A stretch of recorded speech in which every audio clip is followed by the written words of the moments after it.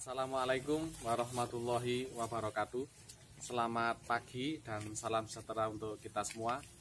Kami ucapkan selamat kepada peserta didik kelas 7 yang telah berhasil dan diterima secara sah di SMP Negeri 4 Kota Batu ini di tahun pelajaran 2020-2021. Kami manajemen sekolah menyampaikan terima kasih dan selamat bergabung di Senem Maju Makin Juara di SMP Negeri 4 Batu.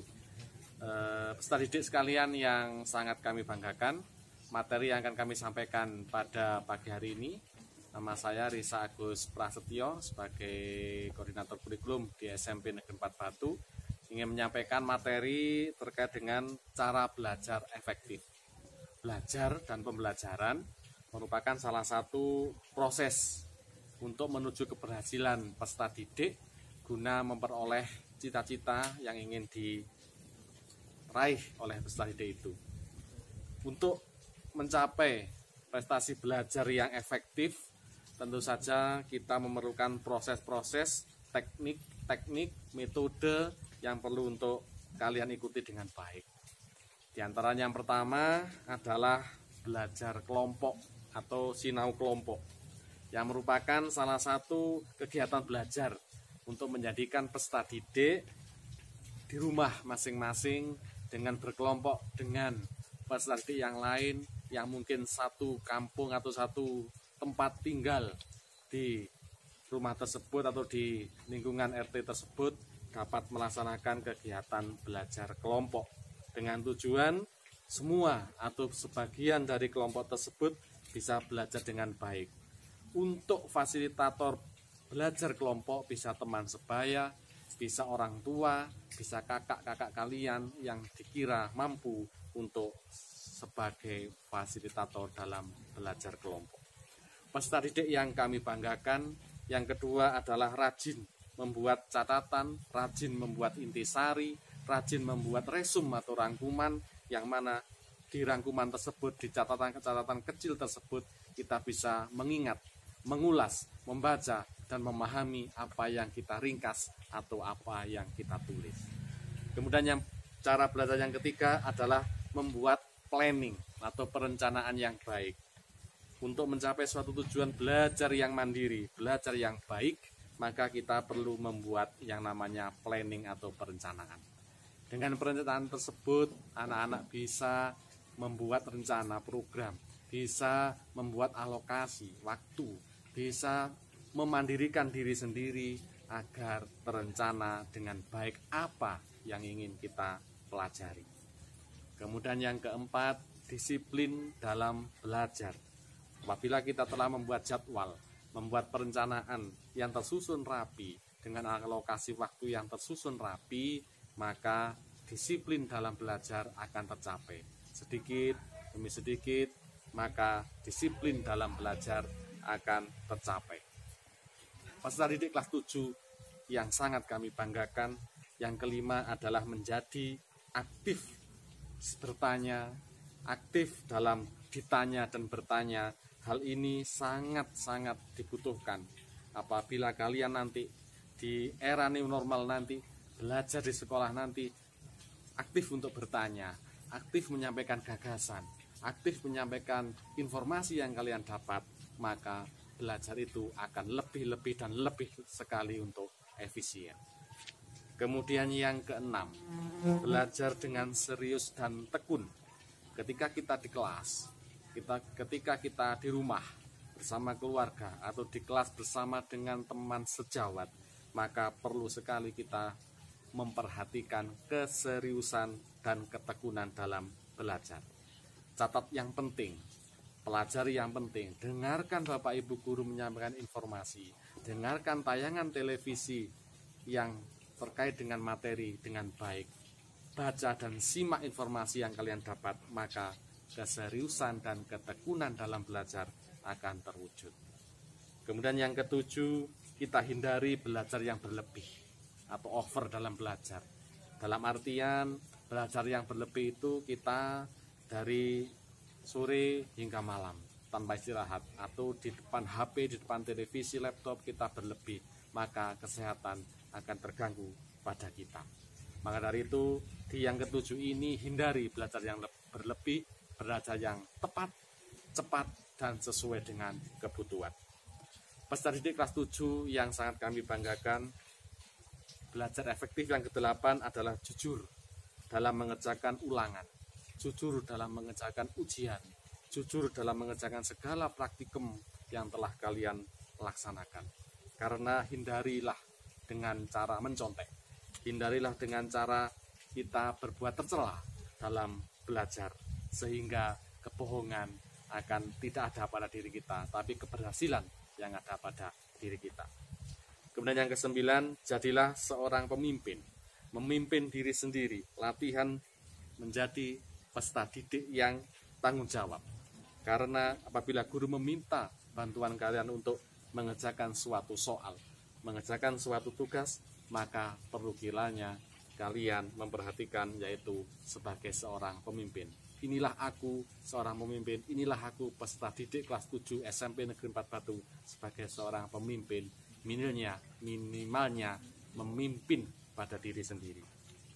Kemudian yang ke-10, mendengarkan penjelasan dari guru, mendengarkan penjelasan dari narasumber, itu termasuk salah satu dari belajar yang efektif. Kemudian yang ke-11, jangan malu untuk bertanya. Jangan merasa minder untuk bertanya. Sampaikan, ungkapkan, asalkan yang kalian ungkapkan itu adalah benar dan tidak mengada-ngada. Kemudian yang ke-12 adalah mengerjakan tugas-tugas rumah atau disingkat dengan PR. Kerjakan PR dengan baik. Jangan selalu mencari alasan untuk tidak mau mengerjakan tugas, akan tetapi mari bagi waktu, kerjakan tugas dengan baik, tepat, dan sesuai dengan sasaran. Peserta didik yang sangat kami banggakan, yang ke-13 adalah selalu mengulang materi pelajaran yang sudah diajarkan oleh Bapak Ibu Guru, materi yang sudah kalian simak pada tayangan televisi atau sumber yang lain. Kita selalu mengulang, kita selalu mengulas balik bagaimana materi agar kita paham apa yang disampaikan oleh narasumber, oleh Bapak Ibu Guru, ataupun dari media-media massa yang lain. Kemudian yang ke-14 adalah kita harus cukup dengan istirahat, makan yang seimbang, kemudian bermain juga dengan seimbang, tidak kebanyakan bermain, belajar kurang. Tidak hanya istirahat saja, tidur saja, tapi kurang dengan belajarnya. Maka dari itu istirahat, belajar, dan bermain harus selalu seimbang. Peserta didik kelas 7 SMP Negeri 4 Batu yang sangat kami banggakan. Yang ke-15 adalah banyak untuk berlatih latihan soal. Yang sangat kita sukai adalah berlatih soal. Cari soal yang mudah, cari soal yang sedang, cari soal yang sulit, kita diskusikan. Kemudian yang ke-16 adalah ikutilah kegiatan pengembangan diri atau kegiatan ekstrakurikuler sesuai dengan minat, bakat, kemampuan kalian. Jangan paksakan ekstrakurikuler itu apabila kalian tidak minat di dalamnya. Kemudian yang ke-17, cari seorang pembimbing, mencari seorang pembina yang baik. Bukan hanya Bapak Ibu Guru yang ada di sekolah, tetapi juga di rumah, di lingkungan kalian, carilah pembimbing kalian, pelatih kalian, pembina kalian yang baik menurut hati nurani kalian masing-masing. Kemudian yang ke-18 adalah jangan suka mencontek pada teman. Kerjakan sendiri, berusaha sendiri agar apa yang kita dapatkan nanti menjadi lebih baik. Peserta didik Senemba Maju yang sangat kami banggakan. Yang ke-19 adalah niat dengan sungguh-sungguh. Karena suatu keniatan itu akan membuat pikiran kita menjadi sungguh-sungguh. Dengan niat, apapun akan menjadi keinginan kita, asalkan kita mau dan mampu untuk berusaha. Yang ke-20 adalah lokasi dan situasi yang kondusif. Karena suatu lokasi, situasi, kelas, ruang yang kondusif, maka akan membawa lingkungan belajar kita yang lebih efektif. Yang ke-21 adalah hindari sikap yang tidak jujur, sikap yang tercela, dan sikap yang suudon kepada orang lain. Kita berusaha untuk menjadi diri sendiri. Mari bercermin kepada diri sendiri agar kita tidak mengolok-olok teman yang lain, tapi kita tetap menjadi diri sendiri yang baik dan belajar juga dengan baik. Kemudian yang ke-22 adalah metode meniru atau imitasi. Kita boleh meniru, imitasi dari sumber belajar yang lain, tapi jangan meniru yang jelek, tapi meniru yang positif sesuai dengan budaya Nusantara bangsa Indonesia. Kemudian yang ke-23 adalah kondisional. Kita harus bisa mengkondisikan waktu kita, alokasi waktu kita untuk belajar yang lebih baik. Kemudian yang terakhir adalah selalu bersikap dan bersiap untuk menuju kemajuan, dan lebih khusus lagi berdoa kepada Tuhan Yang Maha Kuasa, kepada Allah Subhanahu wa Ta'ala, agar efektivitas belajar kita semakin baik. Terima kasih dan tetap semangat di Senemba Maju. Wassalamualaikum warahmatullahi wabarakatuh.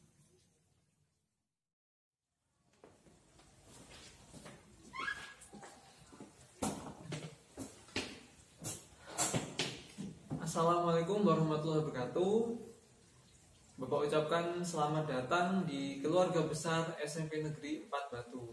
Perkenalkan, saya Desta Dian Permadi, mengampu mata pelajaran PPKN. Nah, pada kesempatan kali ini Bapak akan memberikan tips-tips cara belajar efektif. Untuk apa sih kita perlu belajar efektif itu? Pernah nggak kalian itu mengalami belajar, banyak sekali yang dipelajari, banyak sekali buku yang dibaca, tetapi kadang-kadang sedikit sekali yang keluar di ulangan, atau bahkan tidak ada sama sekali yang keluar di ulangan. Pernah ya? Nah, itu salah satu penyebabnya adalah cara belajar yang kurang efektif. Makanya penting sekali kita itu belajar secara efektif. Belajar efektif itu seperti apa? Jadi belajar efektif itu adalah belajar yang menghasilkan sesuatu. Sesuatu itu berupa pemahaman dan juga perubahan perilaku bagi peserta didik itu sendiri. Jadi bagi kalian sendiri. Terus bagaimana cara belajar yang efektif? Nah, Bapak ibaratkan kita itu mau mancing ikan. Nah, ketika kita mau mancing ikan, kita harus tahu ikannya di situ itu jenisnya apa dulu, jenis ikannya apa, kemudian baru kita bisa menentukan umpan yang cocok untuk ikan tersebut. Jadi langkah pertama untuk belajar efektif adalah mengenali gaya belajar masing-masing. Jadi mengenali gaya belajar kalian sendiri. Menurut Bobby De Potter, gaya belajar itu dibagi menjadi 3. Yang pertama adalah visual, yang kedua itu auditory, yang ketiga itu kinestetik. Jadi ada 3 macam itu: visual, auditory, kinestetik. Nah, gaya belajar visual itu mengutamakan penglihatan. Jadi dia bisa dengan mudah mempelajari sesuatu yang baru itu melalui penglihatan. Itu ya, yang pertama. Yang kedua, auditory, melalui pendengaran. Jadi tipe ini dia lebih mudah mempelajari sesuatu, apalagi yang baru itu, melalui pendengaran. Mudah diingat. Nah, yang ketiga, kinestetik. Jadi yang ketiga ini lebih mudah mempelajari sesuatu melalui gerakan atau dengan gerakan, dengan bergerak gitu ya. Contohnya banyak sekali. Kalau nih dari visual dulu ya, Bapak jelaskan dari visual dulu. Dia yang lebih mudah memahami dengan visual, ciri-cirinya contohnya gini, misal perjalanan jauh, dia lupa ini daerah apa, ini masuk perbatasan wilayah mana, tapi dia ingat, oh tadi saya lewat ada jam gadang di sana, lewat ada patung Jenderal Sudirman gitu, melalui penglihatan. Contohnya seperti itu. Jadi tips-tipsnya nanti berbeda antara gaya belajar yang visual, auditory maupun kinestetik, itu tips-tipsnya berbeda. Kalian maksud yang mana? Nah, kalian lihat ciri-ciri yang masuk di kalian itu yang apa. Kalau kalian sudah paham, langkah yang kedua agar bisa belajar efektif adalah beradaptasi. Tidak semua sekolah formal itu dapat memfasilitasi gaya belajar peserta didik yang berbeda-beda itu tadi. Jadi ada yang peserta didik kan ada yang visual, ada yang auditori, ada yang kinestetik. Tapi tidak semua sekolah itu mampu memfasilitasi itu. Jadi ketiga tipe itu dianggap sama. Jadi sekolah memberikan fasilitas yang sama untuk peserta didiknya. Untuk itu kalian harus mampu beradaptasi dengan lingkungan yang ada itu. Kalian menyesuaikan dengan sekolah tersebut. Nah, Bapak kasih tips-tipsnya ya sekarang ya.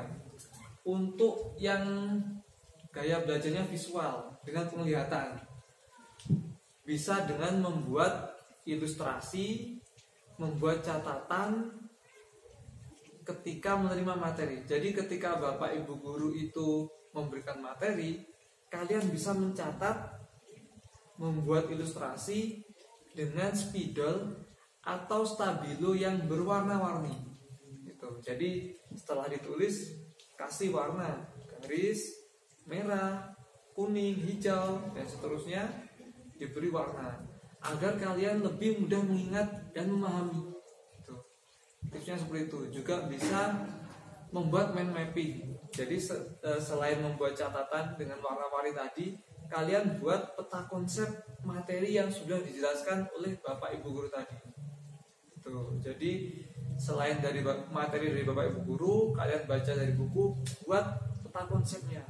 Nah, dengan begitu lebih mudah dipahami oleh orang-orang dengan gaya belajar visual aja. Itu ya. Yang kedua, untuk tipe auditori. Nah, tipe auditori kan dari pendengaran ya. Jadi tips dari Bapak, ketika guru menjelaskan itu, kalian mendengarkan penjelasan Bapak Ibu guru dengan baik. Jadi didengarkan dengan seksama. Setelah didengarkan dengan seksama, sambil catat ya, bisa juga ketika kalian membaca itu gunakan indera kalian. Jadi kalian ikut mengucapkan bacaan tadi dengan suara pelan. Ya, baca sambil mengeluarkan suara tapi pelan saja. Jangan sampai mengganggu teman-teman yang lain, gitu ya. Baca sambil pelan. Kemudian juga bisa dengan berdiskusi dengan kelompoknya. Karena kalian tipe auditori, mendengarkan pendapat orang lain itu akan lebih mudah diingat daripada kalian membaca sendiri gitu. Jadi tipsnya tadi, mendengarkan dengan seksama, kemudian membaca sambil mengucapkan dengan pelan, dan juga berdiskusi dengan orang lain. Itu akan lebih mudah ditangkap oleh yang tipe gaya belajarnya auditori. Yang ketiga, kinestetik atau gerakan. Tipsnya adalah belajar sambil praktik. Karena tipe kinestetik itu butuh gerakan ya. Jadi dia lebih mudah mempelajari sesuatu dengan mempraktekannya. Maka kalian harus sering-sering praktik. Nah, kalau ada guru menjelaskan misal matematika ya, menghitung luas lingkaran gitu. Nah, kalian sambil melihat, mendengarkan, kalian juga harus praktik. Gambar lingkarannya, praktik mengerjakan. Nah, itu untuk tipe-tipe kinestetik. Kemudian kalau dalam kelas, misal sambil mendengarkan materi, kalian juga boleh sambil menggerak-gerakkan kaki, misalnya tangan gitu. Tapi jangan sampai mengganggu teman yang lain ya, tetap ada batasannya. Jadi boleh sambil menggerakkan kaki, tangan, tapi jangan sampai mengganggu teman yang lain gitu. Yang ketiga juga melakukan eksperimen atau percobaan. Sering-sering melakukan eksperimen atau percobaan untuk kinestetik ini agar kalian lebih mudah memahami materi. Nah, itu tadi. Yang pertama, kenali gaya belajarnya. Yang kedua adalah beradaptasi. Langkah yang ketiga, jangan lupa berdoa. Karena segala sesuatu itu harus diawali dan diakhiri dengan doa agar ilmu yang kalian dapatkan bermanfaat. Itu tadi tips-tips yang bisa Bapak berikan. Selamat datang di SMP Negeri 4 Batu. Selamat belajar. Sekian, wassalamualaikum warahmatullahi wabarakatuh.